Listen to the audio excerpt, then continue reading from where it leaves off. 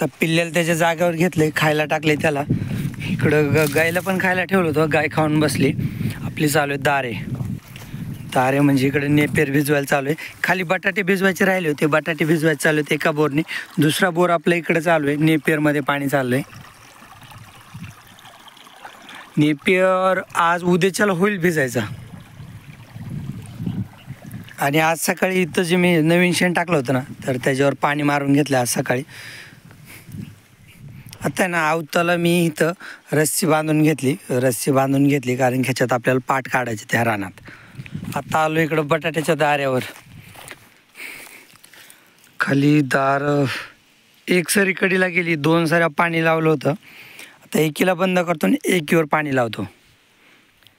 एक सरी बंद केली, दुसरीवर पाणी चालू ठेवलंय. मी पाणी लावून गेलो होतो, बरोबर 1 तासाने आलो तर एक लाईन कडेला गेली, एक थोडीशी राहिली. आता एकीवर पाणी लावले.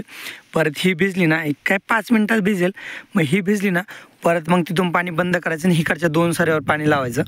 मग 2 सऱ्यावर पाणी लावायचं, परत 1 तास न्यायचं. मग तोपर्यंत ह्या 2 सऱ्या असंच होईल, एक कडीला जाईल, एक राहील. मग ती एक राहिलेली उभा राहून भिजवायची आणि परत मग तिकडं पाणी लावायचं.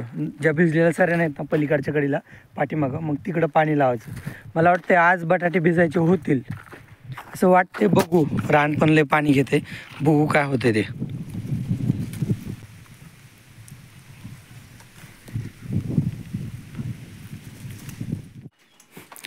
आज राणीला आहे ना, हिवालं बारक लाकूड इथंच ठेवायचं आहे तिचं. हे मोठंवालं लावले तिला, लय परेशान करते ना. बरं हे मोठं लाकूड तिला असं जरा. ऐक राणी, थांब ना. तर सोडलं ह्यांना चरायला.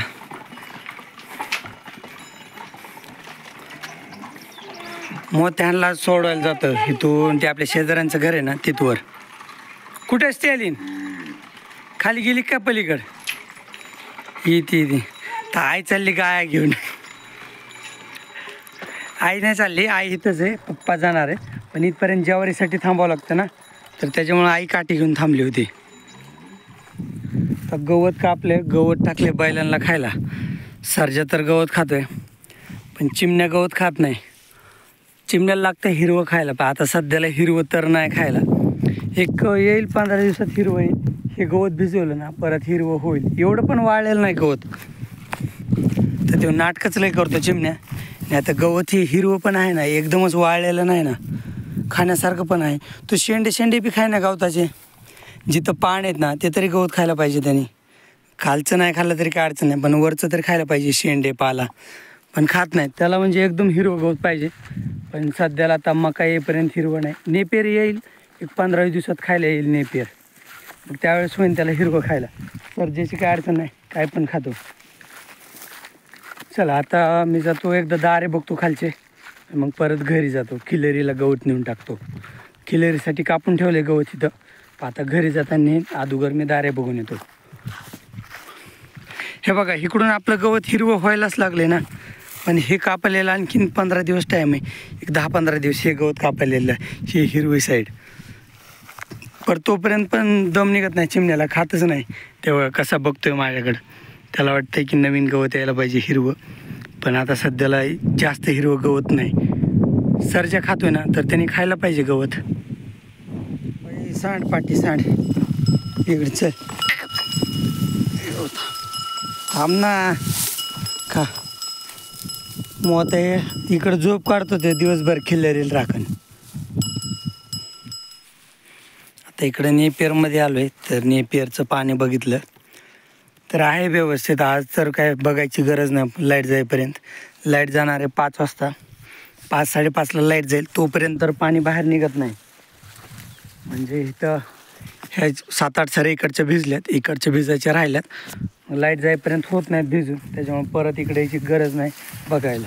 हे बघा, ही पलीकडची सरी भिजली आणि इथं पाणी चालू आहे. म्हणजे आज तर होत नाही भिजायचं नेपियर. आणि बाकी इकडच्या सऱ्यात तर पाणी साचलं इकडं.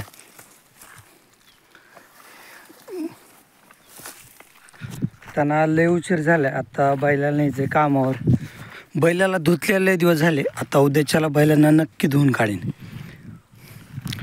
धुवायला धुतलं होतं त्यांना महागलदीच, एक 10-15 दिवस झाले. पण लय खराब झालेत मागून, तर त्याच्यामुळे आता धुवूनच मी गवत तर खाली नुसतं तोडविले. ह्याने तरी खाल्लं, चिमण्याने लय नासाडी केली गवताची. कुट्टी करून टाकलं असतं ना तर खाल्लं असतं बहुतेक. चिमण्याला नासाडी करतो गवताची. आवत आणतोय, त्या आवताला दोरींत गुंडाळ आहे ना, तर त्याच्यामुळं माती बाजूला पडते आणि असे पाट तयार होतात. तर मलाच कळलं नाही काय होतंय ते, तर बघू झाल्यावर. मला सांगता बी येणार नाही हे काय चालू आहे. तर इकडे एक पाट काढलाय, इकडे एक काढलाय, परत इथून एक काढायचा होता झाडाच्या इकडच्या बाजूने, पण तो नंतर काढीन. आता इथे एक काढलाय पाट आणि परत ह्या झाडांच्या लाईनने एक काढलाय.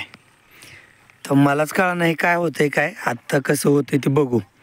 मी अगोदर लांबकं दांड लावलं होतं, तर ते झाडाला अडकायला लागलं, त्याच्यामुळं परत छोटं शिळवाट लावले. मग बघू काय होतंय ते. असा खड्डा तर होतोय. बगळे कसे लगेच आलेत हा किडे खायला.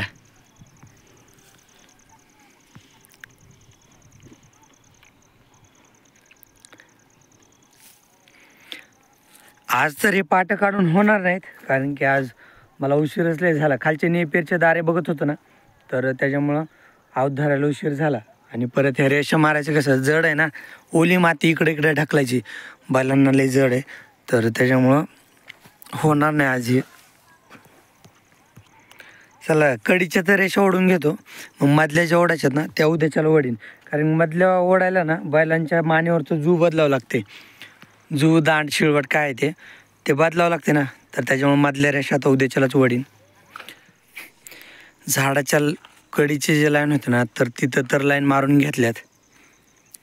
आता आऊत सोडतो, कारण की दिवस मावळाचा वेळ झाला आहे आणि जनावरं बेते ना आता चराय गेलेले, तर त्याच्यामुळे आता आऊत सोडतो.